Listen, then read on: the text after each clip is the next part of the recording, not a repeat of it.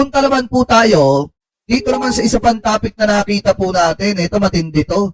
Kasi kung titingnan nyo, meron pong dito nagsimula lahat yan yung pasaringan o parinigan ni OG Diaz at saka po ni Greco Belhica. So ngayon, sabi mga kababayan dito, isinare ni Greco Belhica yung post ni Atty. Jesus Palsis. Kasi sabi dito ni Atty. Jesus Palsis, Tweety Bird say, maliban sa walang napakulong, nakurap si Greco Belhica nung PACC siya ni Duterte, he also did not act on a graft complaint against Senator Loren Legarda for lobbying the solar franchise. Inupuan ba niya or dinismiss palpak? Ayan yung sabi dito. Tapos isinare ni Sir OG Diaz at ang sabi po niya dito, will not judge you, Mr. Barako ng taon, Greco Belhica. Pero, is this true? Ang mga tunay na lalaki dapat kayang harapin ang mga isyong binabato sa kanya, lalo na kung hindi totoo. Yan ay kung tunay siyang lalaki ha. O pairali na lang natin yung I'm a man of few words. Pero ba't ako makikialam dito? Usapin ng mga tunay na lalaki. Ang tungkol sa gobyerno, sabi po ni Greco Belhica. Kasi kung titingnan nyo mga kababayan, kinokontra kasi ni Greco Belhica, ito pong ginagawa ni former Senator Trillanes mga kababayan ng pagpo-file ng plunder laban po dito kay Sara Duterte. At ayon po kay Greco Belhica, ayon kay Greco Belhica nung nag-file si former Senator Trillanes ng plunder laban po kay Sara Duterte at iba pa mga kaso, sabi ni Greco Belhica, sa totoo lang, naniniwala pa ba ang tao kay Trillanes? Ako mga kababayan personally, mas paniniwalaan ko si Trillanes kaysa kay Greco Belhica.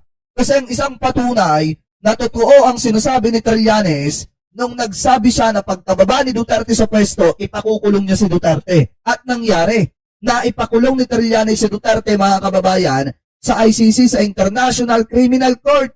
At hindi lang yon mga kababayan, malapit na naman na magpakulong si Trillanes ng isa pang tao na kaalyado ni Duterte at yun ay walang iba kung hindi itong si Bato de la Rosa. So ngayon, sabi mga kababayan dito ni Sir OG Diaz, sa patama niya ni Greco Belhica, oo naman, mas credible kesa kay Belhica.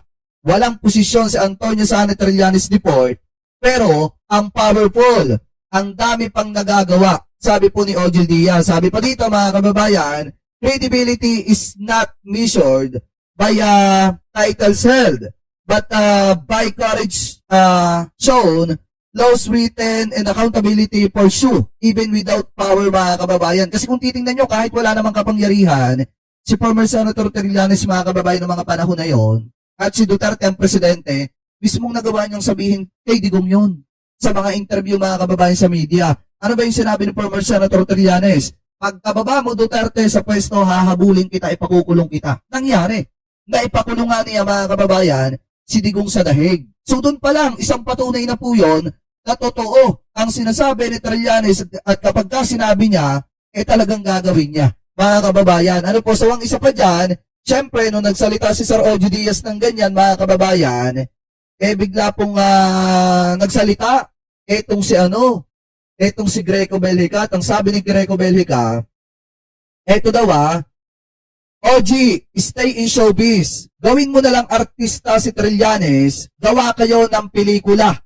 Baka kumita kayo. Yaan mo na kami mga tunay na lalaki dito sa gobyerno. Gawin ang tunay, gawain ang tunay na lalaki. Sabi po ni Greco Belhica. Sabi naman ni Sir OG Diaz, huwag mo na lang ilimit sa mga tunay na lalaki ang dapat may kinalaman sa gobyerno. Lahat ng mamamayang Pilipino, dami mo ring supporters na bakla. So paano sila? Doon na lang sila sa parlor o sa dressing shop dahil pang tunay na lalaki ang mga usapin sa gobyerno. Meron nga diyan, tunay na lalaki, pinagkatiwalaan ng posisyon, nagbulag-bulagan at nagbingi-bingihan naman, di ba? Palagay mo, sino yung tinutukoy ko? Sabi ni Sir OG Diaz mga kababayan. Kasi ito para sa akin, in my personal opinion, marami ka dapat napapanagot ng mga panahon ni dating Pangulong Duterte, si Sir Greco Belhica. Pero mas pinili mo magbulag-bulagan at maging duwag may mga lumalabas pa nga dati mga kababayan. Ito ha, baka hindi nyo lang alam. Pagka may informant na nagsumbong kay Greco Bellica nung panahon na sila nasa posisyon, ano ginagawa ni Greco Bellica? Yung informant na nagsumbong sa kanya, allegedly, isinusumbong niya doon sa isinusumbong ng informant. Halimbawa mga kababayan, si Duterte isinumbong ng isang informant. Ang gagawin ni Greco Bellica, saglit na aksyonan yon, yung informant isusumbong niya kay Duterte. Ganun po yung ginagawa niya mga kababayan. At meron po tayong resibo patungkol dyan. Diba? Na kung saan, hindi na nga umaaksyon si Greco Bellica, palpak pa.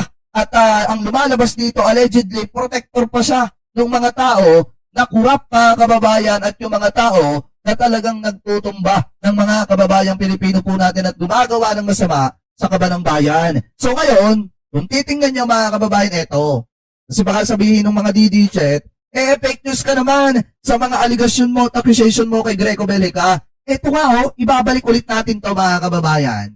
Etong video ni Dr. Yumol, alam ko naman, yung iba sa inyo, familiar kayo kay Dr. Yumol mga kababayan. Ito yung nasangkot sa issue ng Purigay, alam niyo na yun, mga kababayang incident. Dahil nga, hindi inaksyonan ni Greco Bellica yung reklamo niya, kaya humantong sa punto na etong si Dr. Yumol inilagay yung bata sa kanya mga kamay. So ngayon, ito, pakinggan niya mga kababayan. Ordinaryong tao na nasa Basilan, na nasa Mindanao, na umaasa sa impormasyon na nakikita ko sa Facebook at umaasa lang ako sa nakikita ko sa TV, yung puro kapugi mo, puro pasikat at naepal ka, nalaban ka sa katiwalian. Pero ngayon, nasubukan ko ng dalawang mata ko. Nakita ko kung paano ka magtrabaho. Pinampas ko na sa mukha mo yung ebidensya sa droga, wala kang ginawa. Tapos natakbo kang senador, kakausapin mo yung mga nirereklamo namin dahil meron kayong arrangement. Di ba mga kababayan?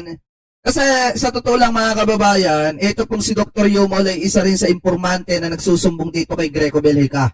About po sa issue ng mga politiko na sangkot sa ipinagbabawal na bato. Pero anong ginawa mga kababayan? Ano ang ginawa ni Greco Bellica? Yung isinusumbong daw nila, allegedly, ayon po dito, kaya Dr. Yumol, nakikipag-usap etong si Greco Bellica doon sa mga taong isinusumbong nila o mga politiko na isinusumbong po nila. So anong ibig sabihin nun? Anong pinag-uusapan ni Greco Bellica at saka ng mga tao na isinusumbong o mga politikong isinusumbong mga kababayan dito pong si Dr. Yumol?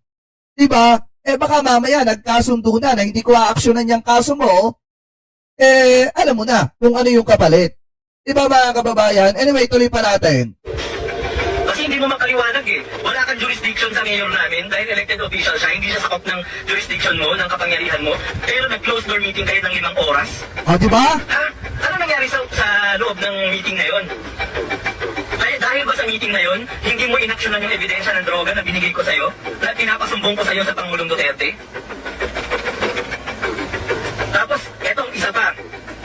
Sa mga malalaking tao na sinusumbong namin sa'yo, lagi mong sinasabi wala kang jurisdiction. Itong mga malalaking tao na sinusumbong ng taong bayan sa'yo, milyon ang kinukurakot sa gobyerno. Ano? O yan ang isang patunay na hindi ka tunay na lalaki, Greco Bellica. Diba yan ang isang patunay, mismong nanggaling na kay Dr. Yumol, na hindi ka tunay na lalaki. Kasi pagka may isinusumbong sa'yo patungkol sa corruption, ano lagi mo sinasabi? Diba anti-corruption ka, anong sinasabi mo lagi? Wala kang jurisdiction. Diba? Wala kang kakayanan. Diba tawag dyan, walang paninindigan? Pagkakalam ko, doon sa walang paninindigan, hindi ka tunay na lalaki. Diba mga kababayan? Pero yun mo, isusumbong sa'yo na ang issue about sa pinagbabawal na bato, ang issue ay about sa corruption, pero sasabihin mo, wala kang jurisdiction. Tapos ngayon, ang kapal-kapal po ng pagmumukha ninyo na questionin ang ginagawang pagtatrabaho ng gobyerno para papanagutin yung mga korap, na para bang ang dating napaka-perfect nyo nung kayo ang nakadestino at may hawak niyang PACC na yan. Galit na galit ka pa nga, Greco Bellica, nung tinanggal yung PACC. Dapat lang palang tanggalin yan. Bakit natin nasabi, mga kababayan? Kasi kung hindi umaaksyon at ang katuwiran ay walang jurisdiction, doon mga kababayan sa mga taong inirereklamo sa kanya, abay dapat tanggalin yan. Kasi walang silbi at walang pakinabang yan. Diba? Anyway, tuloy pa natin. Pero ang ginagawa mo, kinukuha mo ng ebidensya, tapos sasabihin mo, wala kang jurisdiction, ipapatawag mo ngayon yung tao. Pero, doon sa fixer ng LTO, na naka-televise pa, ginuli mo, may pabunot-bunot ka pa ng baril, na feeling mo, ikaw si Coco Martin sa ang probinsyano, na action star ka, may jurisdiction ka ba sa fixer? Di ba wala? Hindi ka naman pulis eh. Sabi So alam niyo na mga kababayan, nung panahon ni dating Pangulong Duterte, pagka maliliit na tao, yun yung kinakain ng kanya mga galamay. Yun yung kayang-kaya po nilang ipatrabaho, yung mga maliliit na tao, like yung mga fixer. Oo, bawal mag-fixer, naiintindihan natin yan. Pero di ba dapat gawin mong pantay yung pagturing mo sa taong bayan? Lalo na noong mga panahon na kayo nasa kapangyarihan, hindi natin mga kababayan ito para maliwanag. Hindi natin kinukonsinte yung mga fixer sa LTO dyan o kahit sa anong sangay ng ating pamahalaan. Pero, ang punto kasi natin dito, kung kaya mo yung maliit, di dapat kaya mo din yung malaki. Diba? Kasi sa totoo lang mga kababayan, anong laban sa'yo ng mga maliliit na tao? Iyon lang ba ang kinakaya ninyo ni Digong nung panahon ninyo? At yung mga malalaki na kaalyado nyo na matinding mangurap sa kaba ng bayan, hindi nyo kinakaya? Wala pala talagang silbi ang PACC mo. Tingin na natin, oo, mali, fixing yung ginagawa ng matandang babae. Pero, maliit na tao lang yung Greco. Simpleng fixer lang yun na matanda, yun lang yung kinabubuhay niya. 1,000, 2,000, 3,000 sa isang araw, yun yung kinikita ng matanda. Talagang pinagkaksayahan ng oras na i-read mo yun, ulihin mo. May patakbo-takbo ka ba? May submit kang baril? Bakit law enforcement agent ka ba? Hinuli mo yung matanda, samantalang yung mga sinusumbong namin sa'yo ng mga bilyon-bilyon ang ninanakaw. Wala kang ginawa. Nagsumbong ako sa'yo ng tungkol sa droga, binigay ko sa'yo ebidensya, wala kang ginawa. Sa totoo lang, masama po talaga pakiramdam ko ngayon. Namamanhid ko yung mukha ko, kung nakikita nyo naman, bagsak yung isa, hindi yan pantay dahil nga po doon sa pananambang na nangyari sa akin. Masama ko talaga pakiramdam ko, tapos nalaman ko pa kanina na baka ma-issuehan na naman ako ng warrant ni Judge De La Peña ng Zamboanga City dahil itinutuloy niya yung hearing namin sa Zamboanga City dahil wala akong abogado. Umatas kayo yung abogado ko dahil nag-alala na rin dahil sa security nga, dahil pinagbantaan yung abogado ko ng isang araw habang nasa SM. Tapos wala akong abogado kasi wala nang gusto tumanggap ng kaso ko, natatakot eh. Kasi ilang beses na akong humingi ng tulong na ilipat yung kaso ko sa Davao. Etong si Dr. Yumol noong mga panahon na yan, kamping-kampi dyan si Maharlika. Sinasabi niya, isinisisi niya pa sa gobyerno ni PBBM na, bangag yung presidente, kaya hindi ma-actionan nito si Dr. Yumol. Yung mga ganyan. Pero, alam niyo po ba mga kababayan kung tutuusin, hindi na naman dapat hahantong sa ganyan. Yung issue nitong si Dr. Yumol kung inaksyonan sana ni Greco Belica.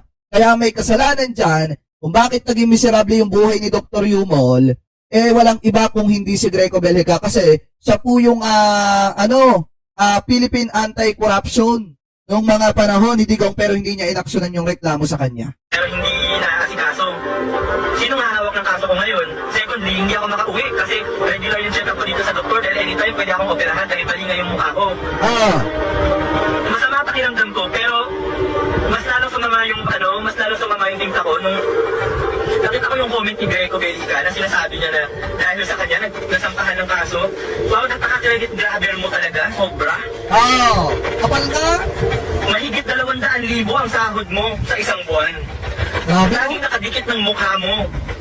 Yung mukha mo, lagi nakadikit sa mukha ni Pangulong Duterte at saka ni Senator Go. Pero bakit nung nagbigay ako sa iyo ng ebidensya sa droga, wala kang ginawa? Yun lang naman yung sa akin, nakikipagtulungan kami sa Pangulong Duterte.